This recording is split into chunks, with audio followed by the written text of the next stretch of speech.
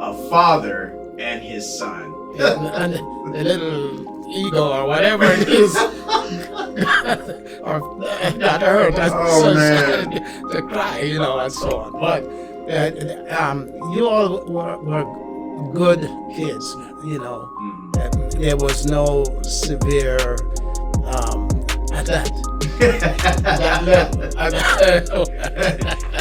Now, some of us needed a lot of reminding of those lessons. I'm not going to call myself out, but we'll get into that later. But so that's good. I want to, and what I want to do is really capture all of these moments for a few reasons. Number one, posterity, but also, there are first-time adult, parents who are looking at the process, or even they're about to become a father, or they're having a son, or they have a son, and they may be questioning some of the decisions that they've made, or some of the actions, or even their approach to different things. And the goal is not to show right or wrong, but it's more to discuss what those experiences are from two sides of the table, the parent side and then the child side, the son side. And then through sharing those experiences, give others things to think about, or to, actually maybe stimulate some conversation to know how they're going to do their different practices. Yes, an important thing, I'm glad you mentioned it that way, because an important thing to remember is, as you look at your son, most likely you are seeing yourself. And therefore, it should give you pause when it comes to discipline, to know how to discipline, because you're seeing sometimes exactly what you did when they do certain things. You're seeing or close to what you did, and therefore you should understand that you were there once, and so you have to know how to provide discipline. But since we're going to get into discipline, but you bring up an interesting point. Yes, and we are going to touch on that discipline part later. But in your statement there, it really helps me understand why I was able to be as open as I was with you, because you had an understanding of, I did some of those things, or I did close to those things, or, I can understand why you would do some of those things because of your own curiosities that's right. and experiences. And, sometimes it appears from the child's perspective where the parent is saying, you shouldn't do this. But in our minds, we're thinking, how in the world do you know? You don't even know what this is.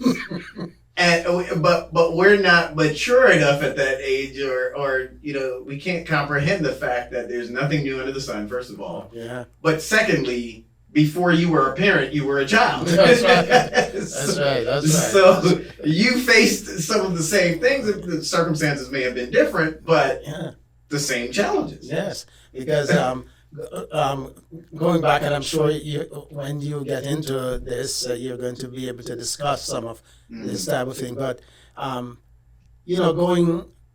going out and leaving the home and going with your friends, and maybe even staying an inordinate amount of time when you should have been back, or just wander off into different places that perhaps you shouldn't be, things like that. So that's why it's important to first, you need to show as a parent, right? You need to show love for your children, and when you have boys, men need to be able to provide a kind of guidance, a certain kind of guidance to the boys, so that they look to you for for the example that they want to be a role model for them, and not for them to look at someone else as a model, because that's one of the reasons many young men go off into the wrong paths. Right. They're seeing other people as role models rather than their father. So those are some things we can discuss further. Absolutely. No, we definitely will. And,